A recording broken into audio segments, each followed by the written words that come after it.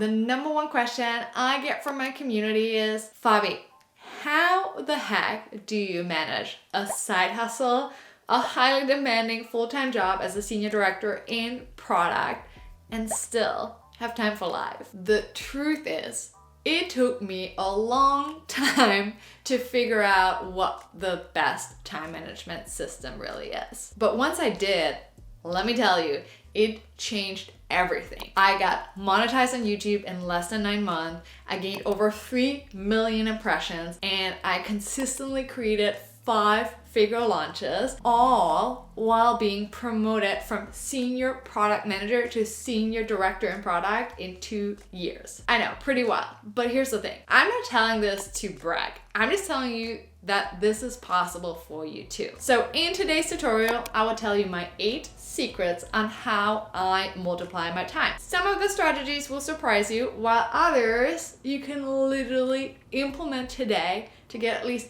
5 hours back a week.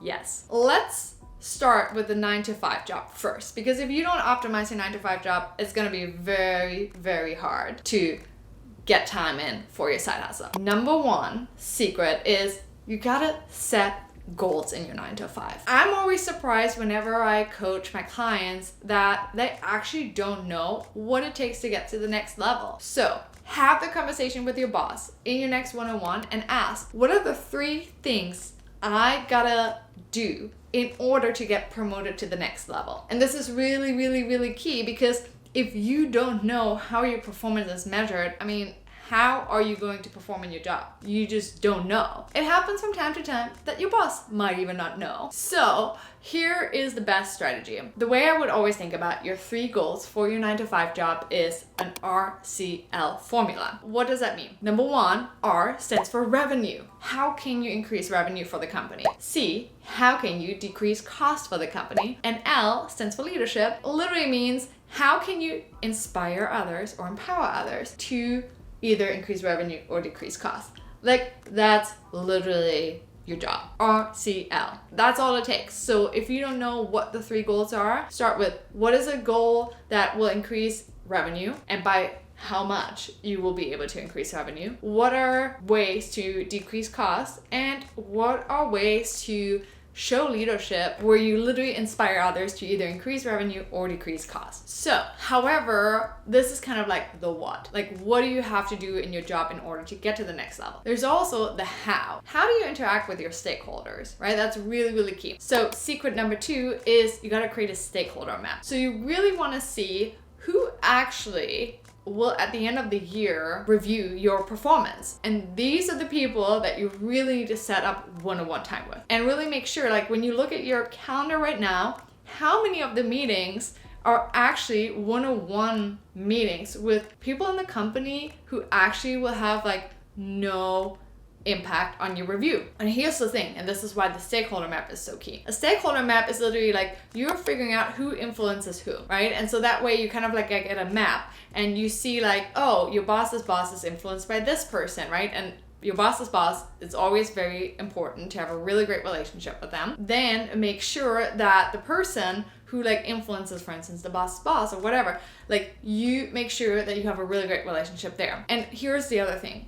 On your stakeholder map, you also want to make sure that you note what keeps people up at night. This is really, really key, right? Like, because a CFO will have very different things that keep them up at night versus someone who maybe runs the marketing for your company. So just make sure that you kind of like really write this down, and that's what you really optimize for in your RCL formula. Again, who are the people that will write a review for you at the end of the year, and how are they influenced by other stakeholders, and how can you really spend time with them to really make sure that you build the relationships, the how, in order to get to the next level. Okay, so once you have your goals set up and the stakeholder map, what you're gonna do next is you literally go to your 9-to-5 calendar and you decline every single meeting that A, doesn't contribute to your 3 goals, and B, has no impact on the stakeholders that will give you a review. That's literally it. And this is not like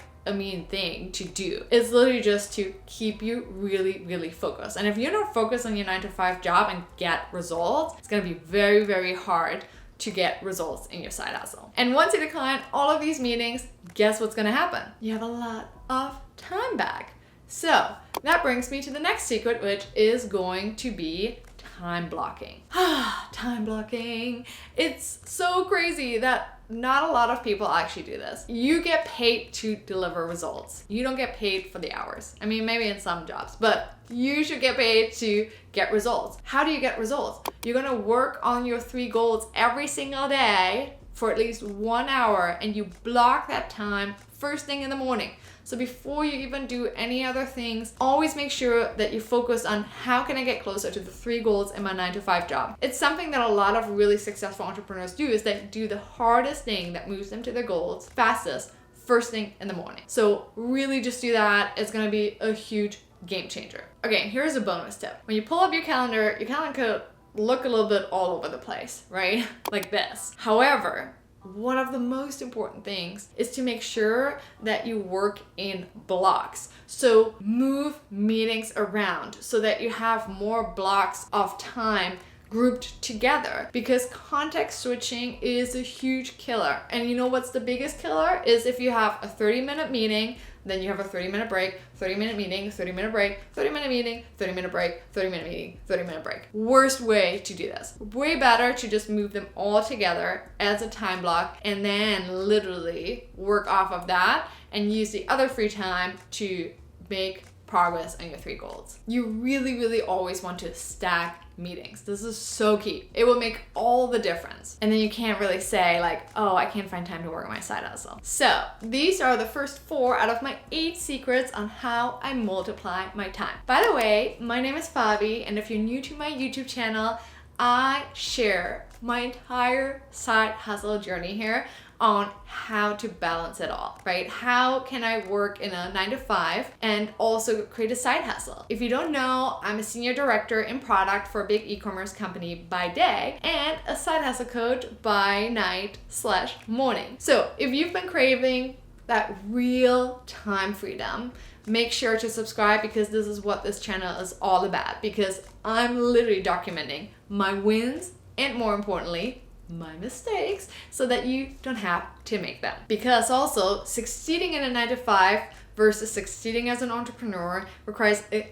completely different mindset. And this is what I'm here to show you. So subscribe and come along for the ride to freedom. Okay, now that we have so much free time back, it's key to focus on your side hustle, right? Your vehicle to freedom, your vehicle to your dream life. You gotta prioritize it. But what's most important is you gotta set yourself goals. Listen carefully, that either have something to do with increasing revenue or increasing value. Oh my goodness. I really can't tell you often enough how important this is. Don't set yourself goals of like, I want to get to 100,000 subscribers by the end of the year. No. It's way more important to focus on the value and the process that it takes to get to 100,000 subscribers. So instead of saying my goal is to get to 100,000 subscribers, it's way better to say my goal is to post twice a week on YouTube to provide massive value for free. And this is also really key, because then it's focused on the process and not focused on the outcome. And another really important thing too is to really focus on revenue, because if you don't make money in your side hustle, it is just a really expensive hobby. So secret number 6 is you gotta focus on the right tasks in the right order. And the way I always describe it to my side hustle community is fans, fit, funnel. Those are the 3 most important ingredients when you start out. Fans, you want to understand your customers inside out. Fall in love with their problem, not the solution. So key. Interview customers. Don't launch a product if you have never talked to a customer. Very horrible idea. It's so important to really focus all of your energy in the beginning to get into your customer's mind. Like, what keeps them up at night? That's the number one thing you gotta prioritize. When it comes to fit, here's the other thing that's really important. You wanna make sure that you don't develop your whole product at once and then sell it. What you should do is you sell it before you develop it. And this is what I see so many side hustlers and first-time entrepreneurs do the wrong way, and I was there too. Really, don't just like start something because you have an idea. Like, really talk to your customer, understand the pain point, and figure out, is it a pain killer, right? Is someone really willing to pay money for it? And test it. Like, literally send out an email or send some DMs and send a Stripe link and be like, hey, I'm offering this like new service or this online course or this membership, and it does XYZ, right? Like, it solves this problem and the desired outcome is that. Would you be interested in it? If so, here's a link, and you're gonna be the first one to help me shape this program together with you. And that way, if someone pays, you know that there's product market fit. If they don't pay, you actually don't have product market fit. And then it's more important to go back to the fans phase and really figure out, okay, what is really the real pain point? Maybe you missed something there. And once you do have the product market fit, that's when you focus on the funnel. That's when you focus on automating your system. When you create a sales page with the words of your customers, right? Like, how did they describe the pain? How did they describe the desired outcome that your product is going to deliver? And then you also add the testimonials that you got from your customers who you maybe walk through your program for free. So that's where you create the funnel. And what I see happen so often is that first-time entrepreneurs fall in love with the solution and not the problem. Please don't do that. Follow the right tasks in the right order. Fans, fit, funnel.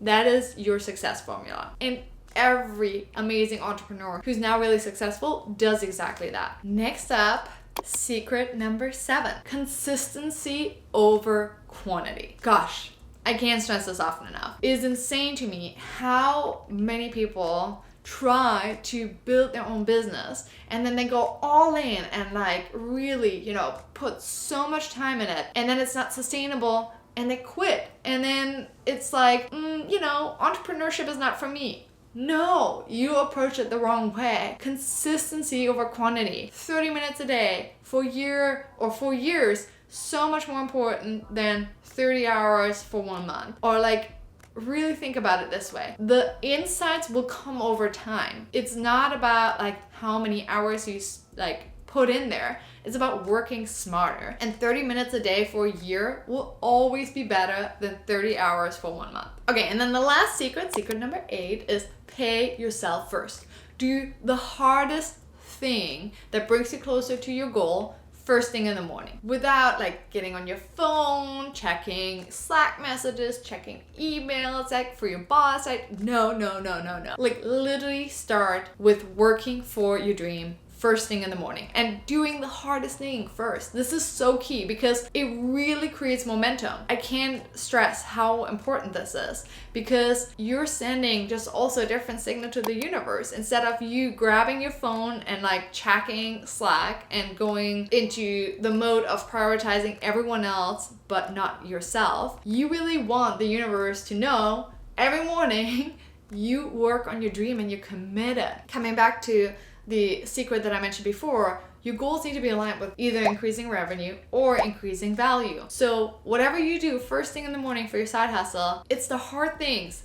It's client outreach, right? It's like talking to your customer. It's about cold calling. It's about doing the things that you don't want to do. Run ads, ask a customer for a testimonial, or create that content or write that content. It's the things that you don't want to do, you do first thing in the morning. And it's really key that they're aligned to the goals that you set up for your side hustle. So now let's talk about the most important thing that we haven't talked about. You prioritized your side hustle first thing in the morning, and then you optimized your 9 to 5 schedule. So by the time you're done with your 9 to 5, guess what's gonna happen? You're done with work. So there's no more like guilt at night or like shaming yourself for not having done enough that day, right? it's done. Like you can do whatever you want. You can meet your friends, you can go to dinner, you can go to watch a movie, like whatever you want. When you start prioritizing your side hustle first thing in the morning and you optimize your 9 to 5, you actually will be so much better in your 9 to 5. One.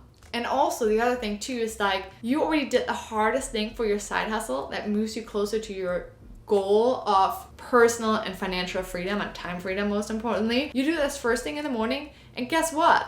Like you get positive momentum. You feel accomplished. You got things done while others are still sleeping in, which is a pretty big accomplishment. And over time, it will pay off. And this is really my formula, my 8 secrets on how I manage my time juggling a very highly demanding 9 to 5 job and a side hustle and life. So I hope you enjoyed it. If you're now like, okay, you convinced me, I'm gonna get started and start my side hustle, then please make sure to watch this niche video next. I will explain how to really find your niche, because the most important thing when you start out with a side hustle is you should not figure out like what it is that you want to do, but who do you want to serve? So you're going to be crystal clear on your niche, and I have an amazing tutorial for you on how to find your niche. So make sure to watch that next.